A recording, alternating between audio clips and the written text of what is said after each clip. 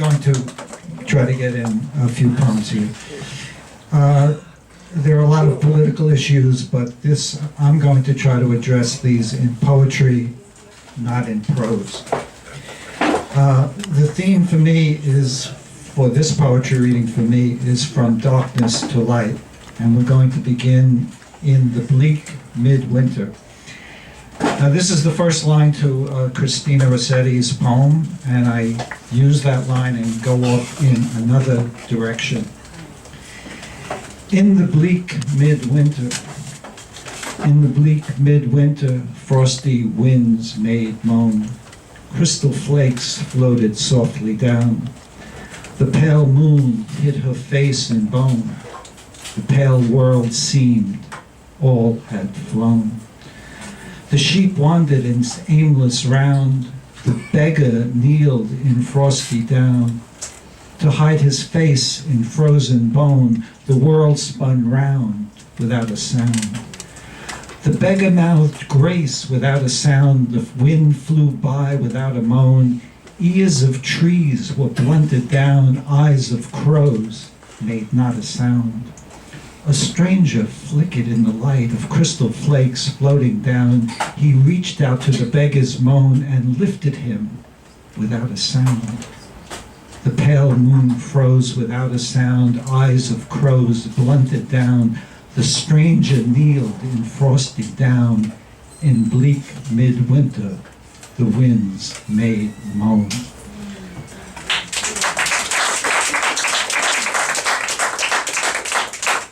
Now, there's been a lot of talk about walls, placing people in boxcars. I think Lindell addressed this. But maybe we should tell them about Yuri. Tell them of Yuri. See Yuri, 8-year-old Peruvian girl, skull crushed in, legs wrapped in cable, on the outskirts of Lima, lying near the mill, still as a frieze, still as a fable.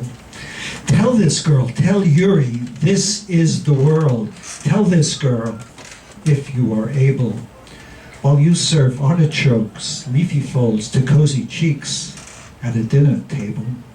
Tell the little ones, tell them, if you are able, of the bruise across the thigh. Tell them of the wind, tell them of the fable. Tell them of her torso splayed across the sky, of her ankles bound in underwear. Tell them of the river, tell them of the tear, the bloody mattress sliced down by a third. Listen to the condor's call, see the rising of the bird, his plumage blackening the sun. Hear his cry, blackening the little girl, ankles bound in underwear, bloody brow, skull and tears splayed across the sky. Tell them of Yuri lying near the mill. Tell them, if you dare.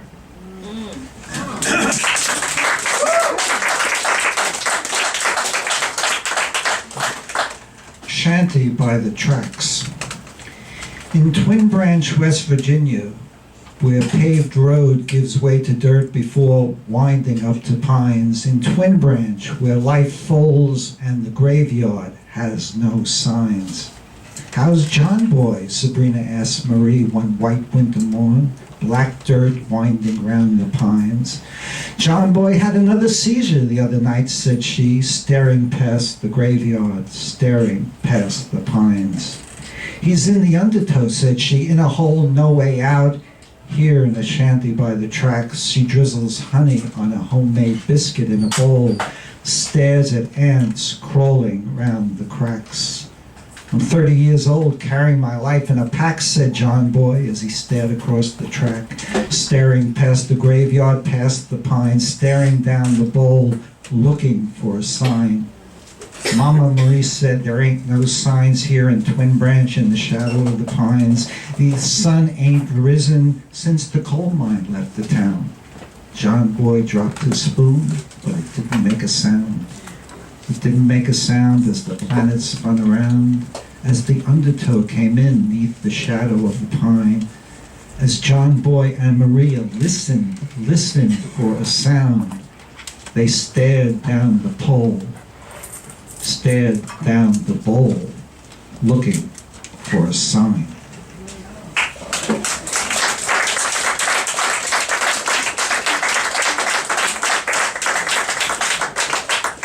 there's talk about bringing back enhanced interrogation and waterboarding. This is written from the point of view of someone undergoing this enhanced procedure that's going to make its comeback.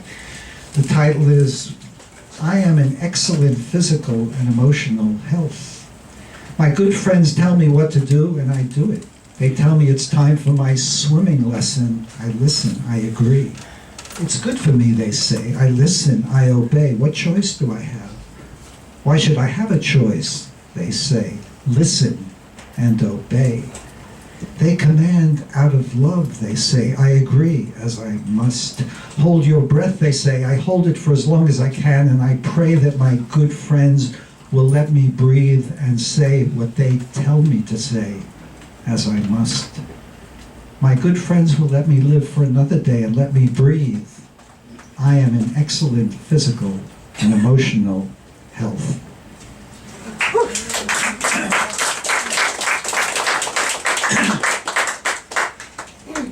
Unto this last,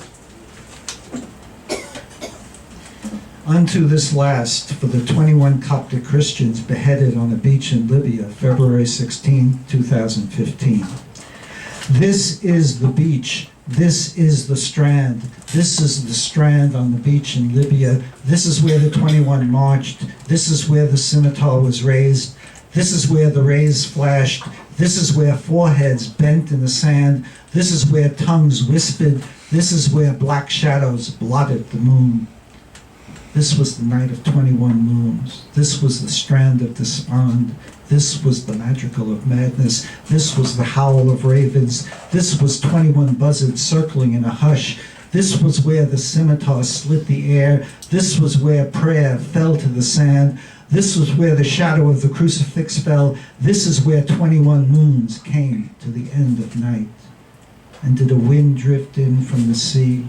And did a curtain flutter on a strand in Malta? And did candles flicker in the church of Al-Ur in the province of Minya? And did crows fall silent above the Libyan strand? And did the neck of our Savior bow on the rays of 21 moons? And did a tear run down the jagged cheek of Lord? And did a stream of blood turn the Black Sea crimson? Unto this last, unto this last.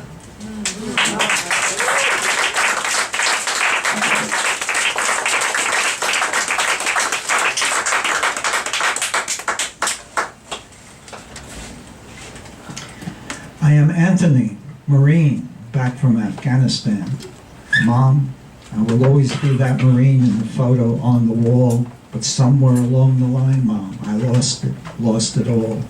I dream of loading my rifle in the rain, look down and see a needle in my vein. I wander the Afghan plain, see a needle in my vein.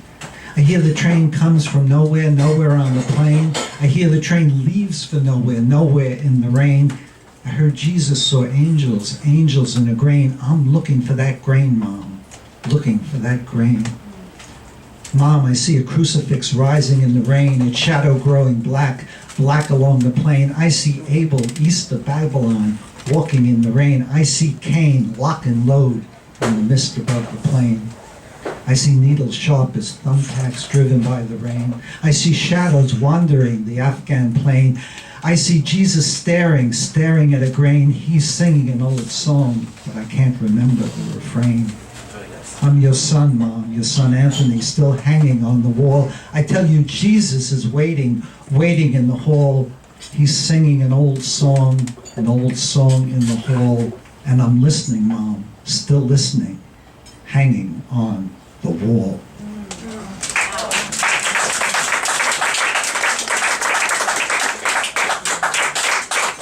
Now, this is a poem written for incidents over the last 10 years, 15 years, 20 years, no, the last 200 years. Shoot to kill. Shoot to kill. Rise, everybody, rise. Shoot, everybody, shoot. But otherwise, guns belong everywhere. Here, there, everywhere. Tomorrow morning, brew the coffee and shoot the breakfast. Get your gun, Johnny. Kill the sparrow on the tree. Kill the squirrel on the branch. Bring him home, place in the oven. Fried squirrel for brunch. Guns and marriage, go together, love your mum's miscarriage. You can shoot her brother, then go out and shoot the other. Shoot the athlete who fails an easy dunk. Shoot the piano player who plays like Thelonious Monk. Take your gun to church, shoot the deacon if you dislike the sermon. Shoot the singer if she sounds like Ethel Merman. Pack heat in the schoolyard, shoot the coach if you fail to make the team. Shoot the shiner who licks your boots but fails to make them gleam. Shoot the lady who denies you sex. Shoot her sister who placed a hex, if you believe, in the cool, cool, cool of the evening. Shoot 'em if you care, in the cool, cool, cool of the evening. Shoot 'em if you smell slickum in their hair. Shoot the militant, shoot the resistor, shoot the disruptor. Rise, everybody, rise. Shoot, everybody, shoot.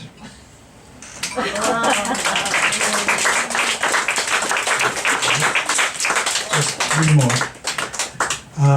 This is Pale Moon, La Luna Descolorida.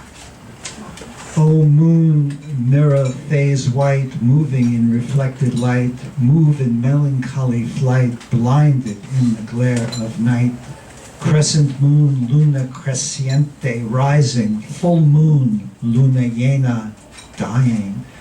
Moving on your iron course, chained to earth with iron force, bound to earth's magnetic thread, to chords once heard, forever fled. O mirror of reflected light, frozen in the chords of night, sing your lullaby of leaves to the gnarled branch of trees that plucks the chord of your dismay in the glare of dawn's slit ray. These are the last two I'm going to read.